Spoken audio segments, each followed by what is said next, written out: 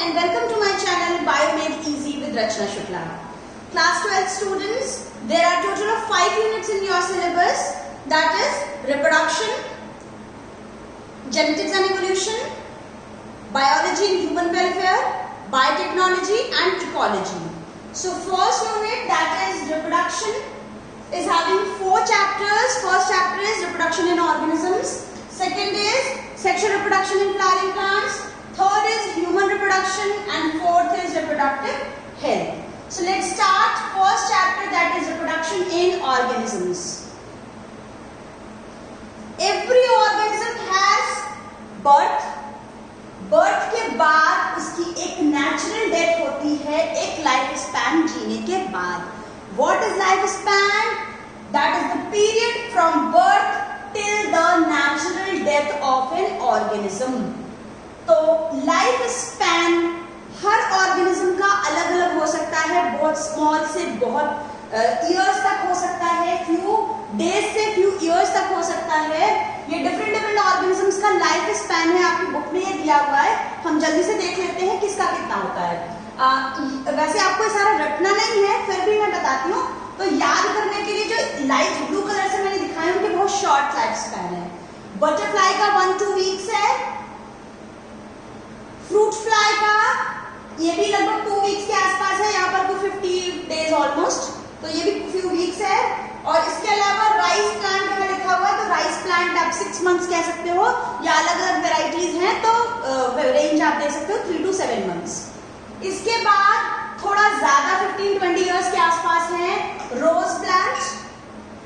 ये है rose plant 15 years, cow 18 to 22 years, crow 15 years है, हॉर्स 25 to 30 इयर्स है, बनाना भी ट्री 15 इयर्स है और डॉग भी 10 to 13 इयर्स है. ये सभी सेम रेंज में है ऑलमोस्ट.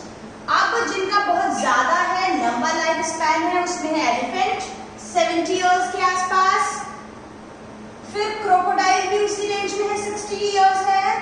और फिर है पैरेट 140 इयर्स, बैंगन tree 200 years, tortoise 100 to 150 years. You can सी कि ऑर्गेनिजम्स का लाइफ स्पैन कितना वेरी कर रहा है, फ्यू डेज फ्यू वीक्स से लेकर इतने सारे 200 इयर्स तक का लाइफ स्पैन हो सकता है ऑर्गेनिजम्स में. एक और चीज आप नोटिस कर सकते हो कि life span is not correlated with the size of the organism. दो सेम साइज के ऑर्गेनिज्म हैं, क्रो और पैरेट, दोनों का साइज ऑलमोस्ट सेम है, पर इनके लाइफ स्पैन बहुत वेरी करते हैं, बहुत डिफरेंट है. क्रो का सिर्फ 15 इयर्स का लाइफ स्पैन है, जबकि सेम साइज वाले पैरेट का लाइफ स्पैन 140 इयर्स तक का हो सकता है. सिमिलरली मैंगो ट्री और पीपल ट्री के लाइफ स्पैन में भी बहुत ज्यादा वेरिएशन है. सेम साइज के होते हुए मैंगो का लाइफ स्पैन बहुत शॉर्ट है in comparison to people plant. You can see. Then reproduction.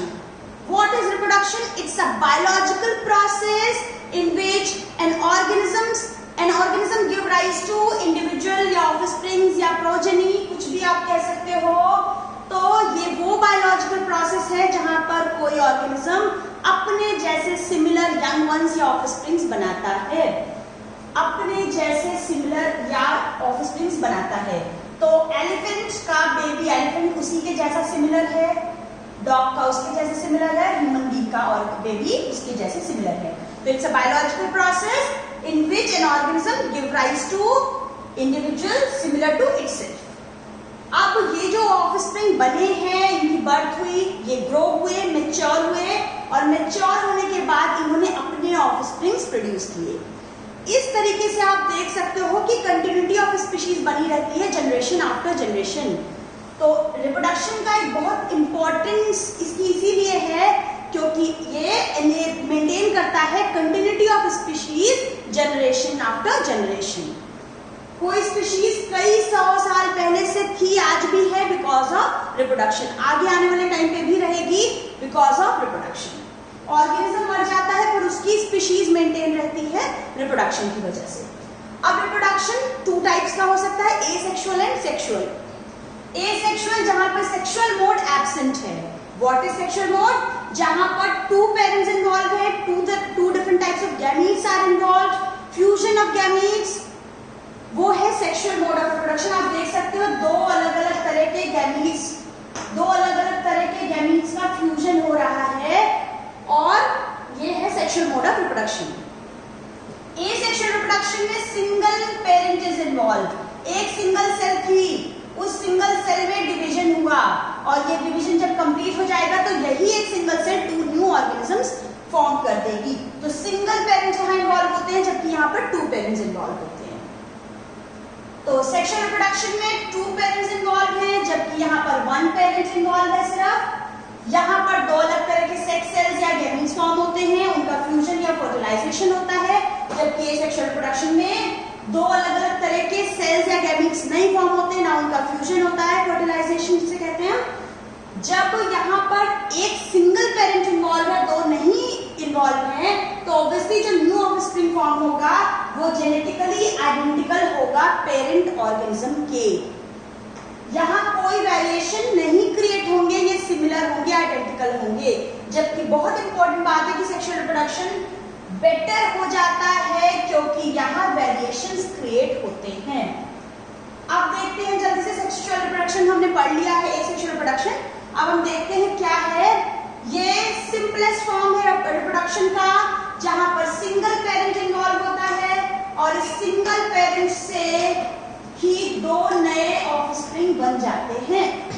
Variations यहाँ पर क्रिएट नहीं होते हैं और ये प्लांट्स में, सिंपल ऑर्गेनिजम्स में और उन एनिमल्स में होता है जिनमें सिंपल बॉडी ऑर्गेनाइजेशन है। ना जो भी एसेक्सुअल रिप्रोडक्शन से ऑर्गेनिज्म प्रोड्यूस होते हैं उन वो सभी जेनेटिकली और मॉर्फोलॉजिकली आइडेंटिकल होते हैं टू द पेरेंट्स। क्योंकि ये जेनेटिकली एंड मॉर्फोलॉजिकली आइडेंटिकल है पेरेंट से, क्यों आइडेंटिकल है? क्योंकि उसी एक पेरेंट बॉडी से डिवाइड होकर बन गए हैं, तो इसलिए इनको हम क्लोन्स कह सकते हैं।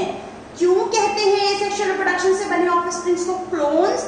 Because they are genetically and morphologically identical और सिमिलर टू द पेरेंट। अब एसेक्सुअल रिप्रोडक्शन में कहां पर ये कॉमन बात है? ये सिंगल सेल्ड ऑर्गेनिजम्स में होता है, ये प्लांट्स में होता है और उन एनिमल्स में जिनमें सिंपल बॉडी ऑर्गेनाइजेशन है। इसके अलावा प्रोटिस्ट और मोनेरा में होते हैं ये, जहां पर एक सिंगल सेल डिवाइड होकर न्यू ऑर्गेनिज्म फॉर्म कर लेती है। तो सिंपल प्रोटिस्ट और मोनेरन्स में simple cell division itself is a mode of reproduction. अभी हमने देखा कि प्रोटिस्ट जानते हैं ना, प्रोटोजोआ, अमीबा, पैरामीशियम, यूग्लिना, इनमें क्या होता है? Simple cell division itself is a mode of reproduction. तो क्या होती है? ये सेल है, ये सेल डिवाइड होती है। आप सेल डिवीजन पढ़ चुके हो +1 में, सिंपल माइटोटिक और मियोसिस। तो दो तरह के डिविजन हैं। यहाँ सिंपल एक सेल है, वो डिवाइड हुई है, सेल इलोंगेट हुई, उसका न्यूक्लियस इलोंगेट हुआ, न्यूक्लियस इलोंगेट हुआ, डिवाइड हो गया और फिर सेल भी डिवाइड हो गई। This is the process of binary fission, जहां पर parent body has divided into two equal halves. Binary fission, two equal halves में डिवाइड हो जाती है एक पेरेंट सेल। इसलिए कहते हैं अमीबा इज इमॉर्टल। जो भी ऑर्गेनिज्म की बर्थ हुई है उनकी एक नेचुरल डेथ फिक्स है, होनी ही है। डिफरेंट लाइफ स्पैन हो सकता है, लंबा छोटा बड़ा, पर they have to die one day. पर अमीबा जैसे ऑर्गेनिजम्स को, यूनिसेलुलर ऑर्गेनिज्म की कोई नेचुरल डेथ नहीं है, because they divide through binary fission, जहां पर एक पेरेंट बॉडी डिवाइड होकर खुद ही डॉटर सेल बन जाती है। तो अब ये डॉटर सेल फिर से जब पेरेंट बनेगी तो फिर से डिवाइड होगी और खुद डॉटर सेल बन जाएगी। तो इसकी कोई नेचुरल डेथ नहीं हुई, ये खुद ही यंग सी डॉटर सेल बन गई। अमीबा में जो बाइनरी फिशन होता है वो इर्रेगुलर तरीके का है, जबकि यूग्लिना में ये लॉन्गिट्यूडनली डिवाइड होते हैं। पैरामीशियम में ये ट्रांसवर्स सेक्शन से इस तरह से डिवाइड होते हैं। ये इनका बाइनरी फिशन है, ये इस प्लेन में डिवाइड होते हैं। अमीबा में ये इर्रेगुलर है। स्पोरुलेशन एक इंपॉर्टेंट टॉपिक है। अमीबा जैसे ऑर्गेनिजम्स अनफेवरेबल कंडीशन में अपने बाहर कई लेयर थिक वॉल डेवलप कर लेते हैं जिसे कहते हैं सिस्ट। तो ये सिस्ट फॉर्म होने की प्रोसेस है एनसिस्टेशन। एनसिस्टेशन कब हुआ? एनसिस्टेशन अनफेवरेबल कंडीशन में। फिर जब फेवरेबल कंडीशन आती है तब ये अमीबा मल्टीपल फिशन से डिवाइड होने लगता है, लार्ज नंबर ऑफ अमीबी बनाते हैं, लार्ज नंबर ऑफ स्पोर्स बना लेते हैं अंदर सिस्ट के अंदर ही।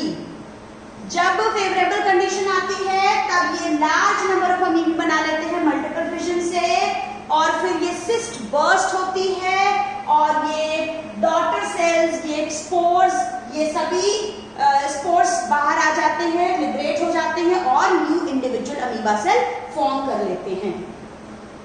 This is the process of sporulation.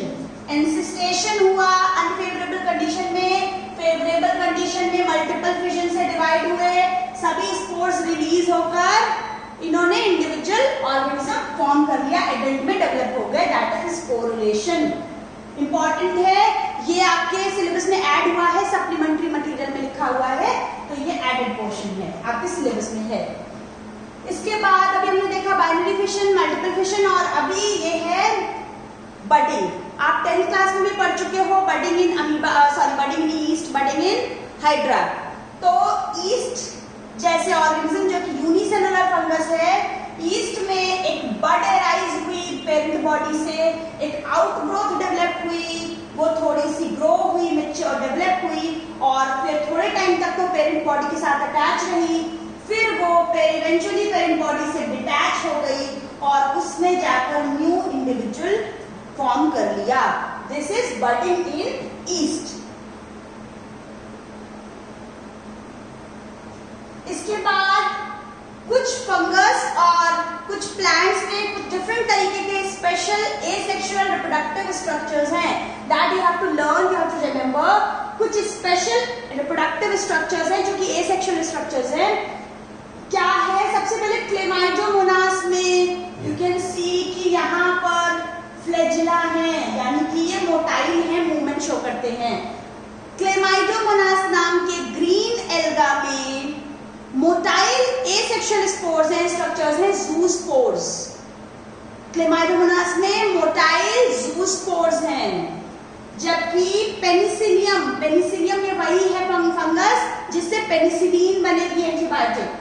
Penicillium में कोनिडिया फॉर्म होते हैं, ये एसेक्सुअल स्पोर्स हैं, ये है पेनिसिलियम, इसमें एसेक्सुअल स्पोर्स कोनिडिया फॉर्म होते हैं जो कि नॉन मोटाइल हैं।